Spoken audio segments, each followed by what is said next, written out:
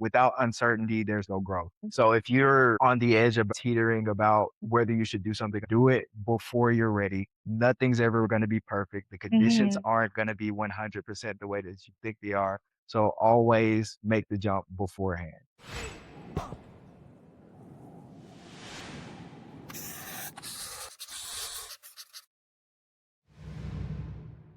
Hi, everyone. This is Carmen Dova from Behind the Founders, and joining me here today is Kavian Spells. Kavian, welcome. Can you introduce yourself? Absolutely. So I'm Kavian Spells. I'm originally from the United States, from Atlanta, Georgia, but now here living in Barranquilla, Colombia. And I'm the founder of Caveman Digital. Nice. Very happy to have you here as well. Thank So, first and foremost, how long have you been living in Colombia for? I've been living in Colombia only for about 6 months now. Yeah, it's Okay. been a dream of mine and something I wanted to do for a long time. Hmm. And there's a lot of different reasons for the move. One of them was to actually found the company and, make sure I was in the right environments and personal Hmm. challenges and things like that. Okay, great. Well, could you tell the listeners out there what inspired you to, first of all, move to Colombia and also start Caveman Digital? Absolutely. So before I started working with Caveman Digital, before moved to Colombia, my background before that, I have an engineering background. Okay. I was loving what I was doing. That's been a huge part of my career for the last decade or so. I started off as a process engineer in a manufacturing facility, working on efficiency metrics, doing things like that, and found my way into tech because a lot of the people who were in the manufacturing facility were older, and we had a new piece of software that we had to implement for our efficiency metrics. So they were like, "Hey, you're the young guy. You just got out of college. Take care of that." So I worked with that for a few years. And Mhm. then from then, I moved back home to Atlanta, Georgia, Okay. still working with the same software, but in an implementation role, going to different manufacturing sites. From there, I started working in financial technology and I was a product manager working with different features from the banking side of things. And this was my dream job at some point in time. But after doing that for about 4 years, it was like, I think everybody kinda has that feeling after doing something for a while. It's like, "Okay, Mhm. what's the new thing? What's the new Yeah, what's challenge?" next? Yeah. So, I was looking for that. I had been to Colombia years before that, and I always knew that I wanted to move there for a lot of different reasons. One of the main reasons was just personal challenge.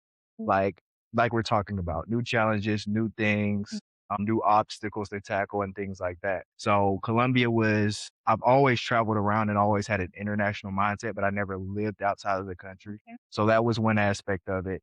The other aspect of it is obviously there's a language barrier. And it's like, oh, well, this is a chance for me to learn a new language Mhm. and to tackle things from that aspect. And yeah, so all about personal challenges. And I feel like you need to get out of your comfort zone in order to really grow as a person, Mhm. whether that be in business or personally or whatever. So that lined up with also my career and kind of wanting a change and wanting something different. I had built some websites on the side while I was doing my 9 to 5. And through that, I thought I liked it. It gave me a different sense of purpose. And it was also a large learning curve because now I have to learn marketing. Now I have to do sales, now I have to do discovery calls and things like that. So I was like, this is something I really want to do. And then this was, 6 months ago. Right now we're at the advent of like AI technology. And I feel like at my job, we weren't really using it well. We Okay. were using it, but we weren't using it well. And I don't feel like people really knew what they were doing or how we Right. use it in our Yeah. jobs. Yeah. It was still very early. And I was like, well, if I do something on my own, I think I can figure out how this technology fits within. I can clearly see how it fits within web design and within entrepreneurship. I can't see how it fits here. And Yeah. I feel like I'm going to get left behind if I don't Of try and course. use it and learn new things. Yeah. Yeah. And upskill everything as well. Exactly, Yeah. Okay. exactly. So that's a very long way to answer, Okay. but Colombia happened, personal challenges, wanting to grow as a person. And then my career, same thing, wanting to grow, wanting a different challenge. Mm-hmm. Those two married each other. Yeah. uh, And then I made the move in December of 2025. Yeah. Mhm. Beautiful. Well, Kavian, thank you so much for sharing your really interesting journey because I can see that there's so many parallels happening at the same time on a personal aspect career aspect and everything like that. So before we jump into learning more about what Caveman Digital does, I'd love to learn a little bit about your journey transitioning here. What kind of challenges or things have you learned about yourself along the way? Oh yeah, there's a million things that you learn about yourself. Yeah. I like to call it's the idea of like burning the ships Yeah. because when I was at home, I had my job, which I loved and Hmm. was doing well in at the time. I was living in my house, which I had purchased a number of years ago, Hmm. and everything was just comfortable. So I renovated my house, sold everything that I owned, packed whatever I could into 3 suitcases, bought a plane ticket, a one-way plane One ticket, way and plane then ticket. just All right. and that was it. So I landed in Medellin for a while for 3 Hmm. months, and I went to Medellin first. I always knew I wanted to end up in Barranquilla, even though I'd Okay. never come here. Okay. I knew Medellin wasn't for me. I've been there a number of times before, but it was first because I was already going to a Spanish school there, so I knew Right. people, my professors In Medellin. in Okay. Medellin. I had friends that I had met over the years that were Hmm. there, and it was my soft landing point, Hmm. Right. because I knew nobody in Barranquilla. Yeah. Yeah. So True. Yeah. after that, it's like, okay, let me get my feet wet, reintegrate myself Yeah. into what Colombia feels like, Yeah. what the language feels like again, and Yeah. then Of I'll be course. ready to go off on my own to Barranquilla. Yeah. So yeah, I made the leap and I came here in March, Okay. and things have been good. There's Okay. definitely been obstacles. Of course. There's a difference between having a Spanish conversation with a professor or a tutor in a classroom and you're Hmm. talking about safe topics and you've had conversations with Yes. this person Yeah. Yeah. dozens of times Yeah. and then having to go open a bank account. Oh, yeah. Tell me about it. Yeah. Or having to talk to a real estate agent or Yeah. something Or to like any that. locals, right? Yeah, When you go yeah, on the streets. Yeah. yeah. Yeah. So, and then Barranquilla has a very different accent than they do in Oh, yeah. Medellin.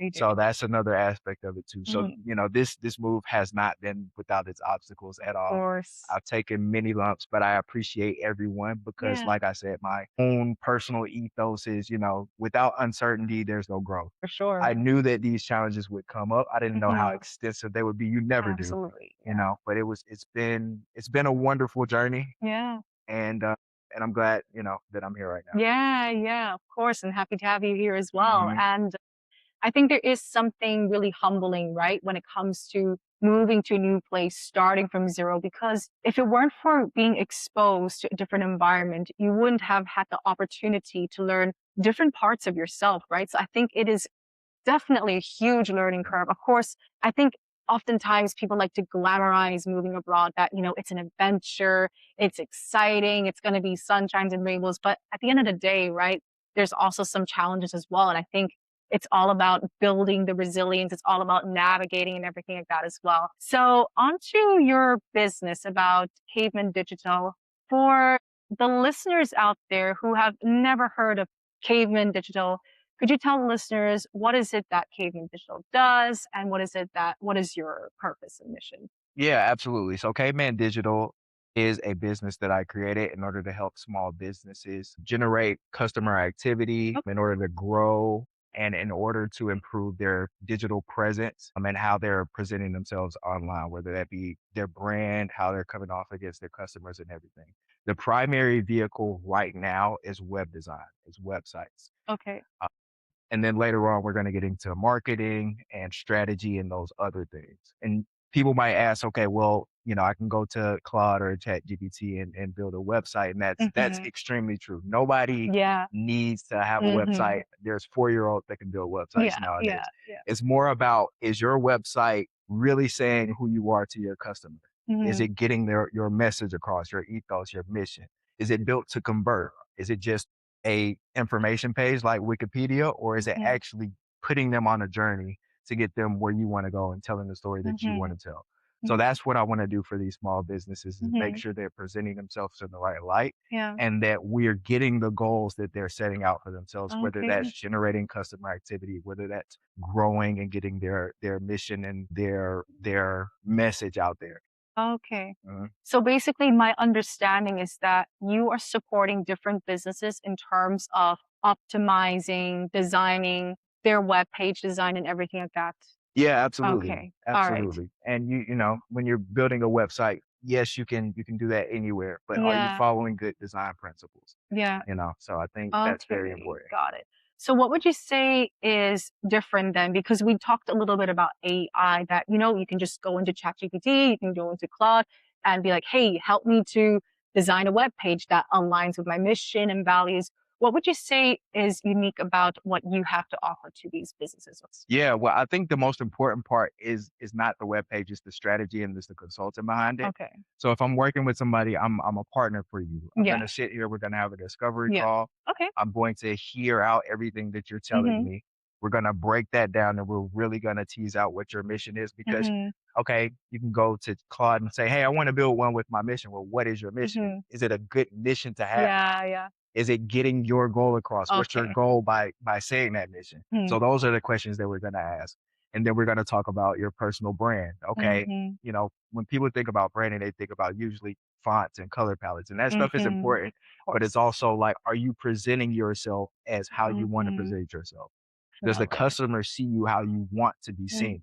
How Mhm. do we build the website to make sure we get that across to them? Then there's the conversion principles. Okay. I don't want to get too technical and too into detail, Of but course. the way the page that is built out will Yeah. take them on a journey. It's Mhm. not just the words that you're saying, it's the way Mm. that everything is. Why is this button here? Why is this button here? Yeah, how everything's So presented, communicated. exactly, Okay. exactly. So if you don't know any of Mhm. that information, then yeah, you can go to Claude and say, "Hey, build me a website," and it's going to be a website and it's going to Yeah. work, but it's not going to get across your goal Mm. because if let's say you're a roofer Mhm. in Minnesota, you don't know any of these things when it comes to design principles or maybe when it comes to business and marketing and things like Mhm. that. You just know that you need a website. Mhm. So if you go to Claude and say, "Hey, I need a website," and you're missing all of that strategy, you're missing all of those business principles and those Mhm. design principles. So that's what I'm here to help bring Okay. out from these small businesses. Yeah, Yeah. yeah. Okay, great. So in terms of the businesses, what kind of businesses have you collaborated with so far? I know it's quite like a new business that you Yeah, found, absolutely. but so far from your experience, what kind of clients or businesses have you worked with? Or what are your target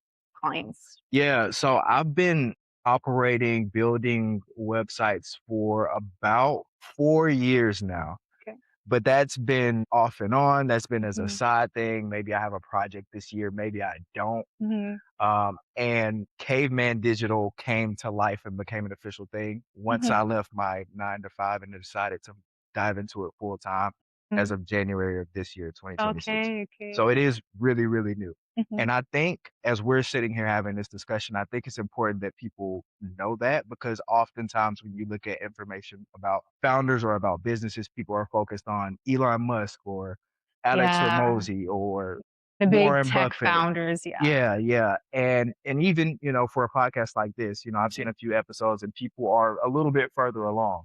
So, I think it's important for me to talk about my experience Mhm. at the early stages because Yeah, for you sure. never hear that, Yeah, no one you talks know? about that, right? They Yeah. only talk about the successes, and then when they look back, they're like, "Yeah, these are the challenges I faced." But I think there's something very organic Mhm, and raw when you actually really share, like, the beginning steps, because I would say it's really relatable, right? It's something that mhm, can connect to people because oftentimes we're like, "Hey, how is it possible that people are doing so well? They have a high following, high, customers or clients and so on." So I think it's actually great that, we have you here to be able to share that authentic experience as well. mhm. Yeah, absolutely. So I think that's really important. I'm at the point in time where I'm looking for people who aren't 100 steps ahead of me, who are only Mhm. maybe one or two. And it's hard to find that information. Mhm. It's hard to find people to be mentors who are only so far ahead of you and who Mhm. understand and can relate, like you mentioned before, Mhm. who know what it's like to be in your shoes and can give you advice from that Yeah, standpoint. yeah. So that none of that answered your question, Yeah. but That's okay. But see, I just thought it was important to put that out there, and the people that I have worked with so far over the last few years, I can probably count my clients on one hand. Mhm. They've mostly been in the e-commerce space. So Okay. they had a product or a service that they wanted to sell. One was Hot Tico, who sells like Mhm. boutique Okay. tea, and we built her a web page. Mhm. The other was she teaches pole dancing classes. It's like a Mhm. fitness exercise. Yeah. That was another one, Okay. and then there was a woman who we helped build a web page. She has a service where she does makeup for weddings. Okay, okay. So it's quite diverse, I would say. Yeah. Yeah, yeah, Okay. so that was all of my experience so far has been on the e-commerce side. Okay. So I definitely want to help small businesses who have either a product or a Mm, service that they want to okay. sell. So yeah. So explain your process a little bit from how the strategies used to reach potential clients. And then you mentioned about a discovery call. What are the other stages in the process to bring those web page to life? Yeah, absolutely. Do we Are we starting from like getting the client first or Yeah, from the beginning all the way to the end, okay, for sure. end to end. For sure, for sure. So Yeah.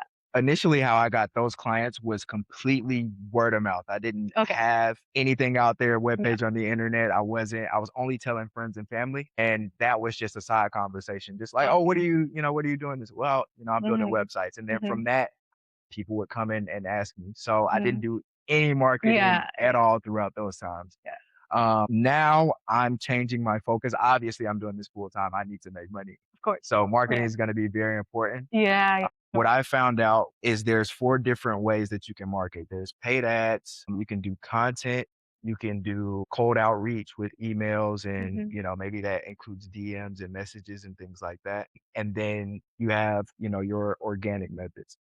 So from there, I've chosen to kind of go the content route, do social media and things Hmm. like that. Just posting things online. That's whenever you're doing content as a marketing, it's Hmm. gonna take a very long time. Yeah, that's true. Yeah. Yeah, yeah, yeah. Hmm. So I understand that and I'm okay with that. Hmm.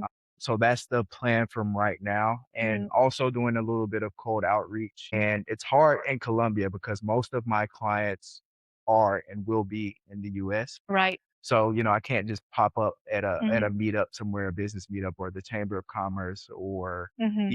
be out at a conference or Yeah. something Yeah. like that. So that's Mhm. gonna be a little tougher, and that's why I'm focusing more on content and cold outreach. Yeah. Yeah. In the Yeah. process, I'm Of sorry. course. Yeah. Go for it. The space is yours. Okay. Yeah. Okay. So once the client is interested in working with us, we Hmm. set up a discovery call. During that discovery call, during that hour, you'll lay out your businesses, what your ultimate goals are, whether if that Hmm. includes income or impact or what your mission is. We'll draw out everything that we need to from there. I'll introduce my services and how I think I could help you Okay. because like I mentioned, this is going to be a holistic company where we're helping with marketing, with strategy, Hmm. with sales and things like that, as well as the web page. Hmm. So to try to figure out how I can best help you. From there, you'll get a proposal from us. And Hmm. then if you decide to move forward, we'll do some wireframing Okay. and then build out the home page. Is this a page if we're doing Yeah. a Yeah. Of website? course. And from there, then we'll build out the entire site. It's a pretty straightforward process Hmm. once you get into the weeds Of of it. course. Of course. Mhm. So, like, when you're talking about like the different proposals you come up with, are there like different, I don't know, subscriptions or tiers or packages that you offer depending on their wants and needs? Yeah, that's a really good question. So it sounds like there's 2 different ways that you can go about it. Mm. There's a productized service. It's like I'm providing you a service, and that could be, I don't know, I'm cleaning your house or something like that. And if I'm doing that for you, then the price often can depend on a lot of things. But if Yeah. my offer is productized, it's like, Hmm. okay, you have 3 bedrooms. No matter how big or small your house is, this is what the price is. Yeah. So that's a productized service. What I like to do is I like to really understand where my clients are coming from and Hmm. try to custom make what they need Hmm. and make it fit them to a T.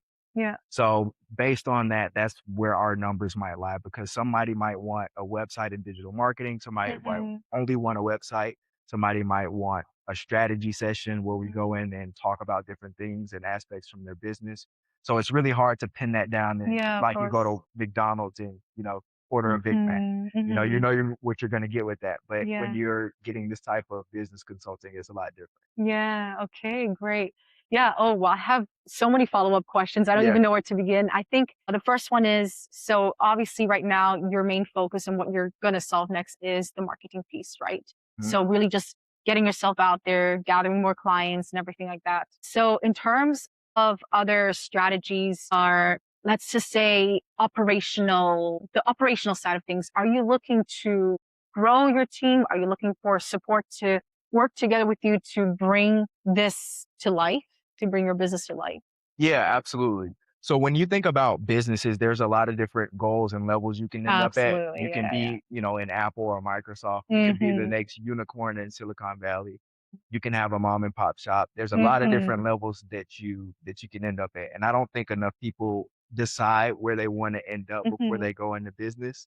Everybody doesn't need to be, Tesla, you Yeah, know? yeah. So for me, right now, I'm in the beginning stages and really testing out some ideas and some proposals and my Mhm. positioning and messaging and things like that. And then I want to build what I call a scout team. So a scout team Okay. is two people and you're going out there and you're scouting, you're talking to people, you're having a bunch of different discovery calls and sales Okay. conversations and Okay. figuring out what really works. Mm. Then from there you might move to a four-person team. So for me that might look Yeah. like having an assistant, Mhm. having a developer, and then Yeah. having somebody that helps with marketing or something like Ah, that. okay, sort of like outreach, right? Like they do some lead generations and so on. Exactly, Okay, no, exactly. that makes sense. That makes sense. And then you might grow from there. So for me personally, as I Mhm. sit here with you today, Yeah, yeah. I wouldn't want the business to grow beyond 12 people Of course. uh, because I don't know if you've heard of like the magic number 13, and that's when like teams start to Yeah. break down. Okay, no, feel free to share that. I mean, Yeah, that sounds really interesting. yeah, Yeah. for sure. So, what I'm building is they call it now they have a cool term like a lifestyle business. Mhm. A business where you can support your lifestyle. For me, that would include being location independent and supporting a team and a remote team and making sure that we're able to handle our duties and things Of like that. course.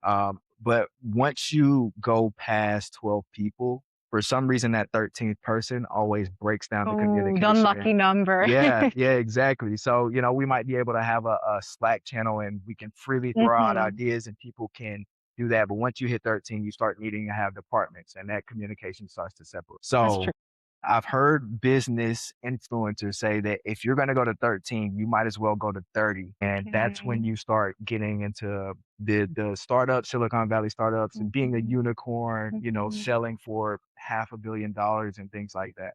So before I get to that point, I want to make sure that my goal is to stop at a certain point. Of course. But absolutely, I'm looking to Mhm. build the team and I'm looking to work with one person as we really define what Mhm. this business is going to look like as far as positioning and messaging, and then grow from there.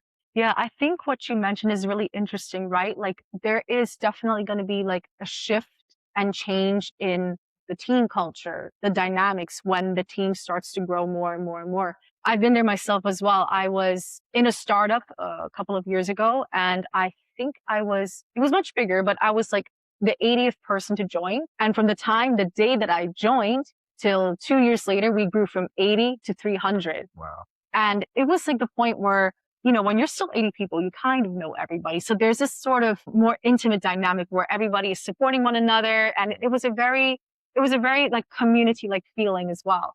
But then once you grow 300, it's like, oh, wait, I haven't seen that person before. So even in terms of the way you collaborate, there's also more sub teams. It could also become a little bit political as well. Office politics does happen. We can't ignore that. Once there's more than two people, office politics happens too. Right. Yeah, yeah, Right. definitely for sure. So I think it's really interesting that what you mentioned there, it's definitely really valuable for anyone listening out there, the people considering to start a business about, what kind of setup that they want as Mhm. well. Okay. So I did think that we touched a little bit about that topic, but I would still love to ask because this is a question I ask to every single of my guests here. What are your thoughts on AI? Yeah, absolutely. AI is the newest technology we have that is breaking the mold for the way we saw the world before. And that can mean a lot of different things for different people. Mhm. There are some people out there that have fear. There are some people out there that are very Yeah. excited about the future. Yeah. It's really polarized. Yeah, yeah. And yeah, I mean, there's different problems with AI when we talk about sustainability and things in the world. Me, myself, I look at AI as a tool. It's no different from a hammer and a nail. It's no different from a computer itself when a computer first came out.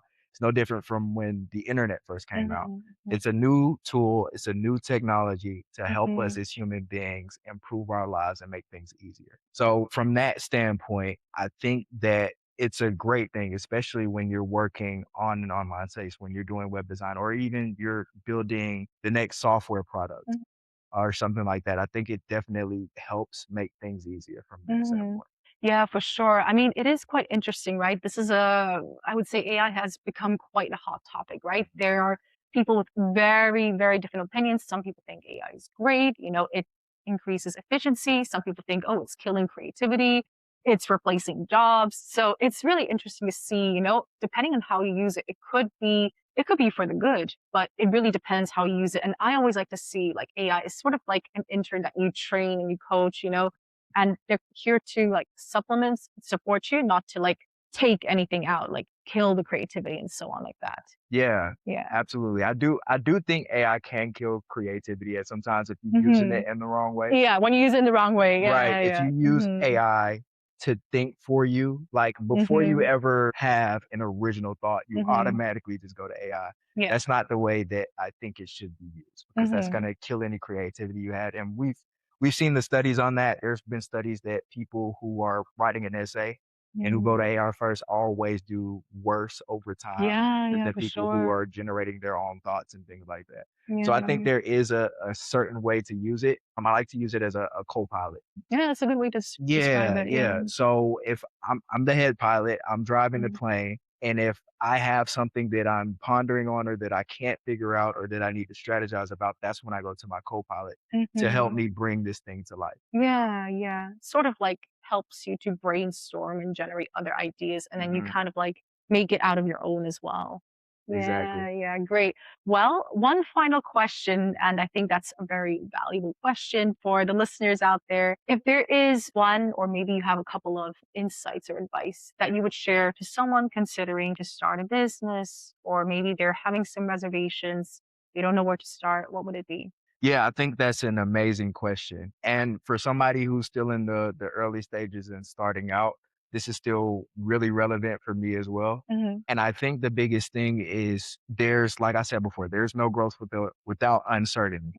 So if you're on the edge about and teetering about whether you should do something or not, just do it. Do it before you're ready. Nothing's ever going to be perfect. The conditions Hmm. aren't going to be 100% the way that you think they are. So always make the jump beforehand. And also after that, I think that, reach out to other people as Okay. much as you can. Hmm. Get advice from people who might have a business, might not, maybe the business isn't in their industry, but they're a business owner. They might have some insight Yeah, for sure. uh, or a mentor, or don't be afraid to reach out to people who you may not know. People Mhm. love teaching younger people, That's true. uh, younger in business age too, Yeah, yeah. uh, things. People love teaching things. So, and that Mhm. includes myself. I guess we're gonna have the LinkedIn and everything down there. So Mhm. if I can be a resource to anybody, Yeah, please feel yeah. free to reach out. Yeah, for sure. I mean, we're definitely gonna include, your contacts, your LinkedIn profile so that people will be able to reach out and know how and where to connect to you as well. So I think that's definitely a very lovely message to take that leap of faith. There is never a right time, and also to just start networking, and it's okay to ask for help as well. So this is Behind the Founder. Be sure to stay tuned for the next episode.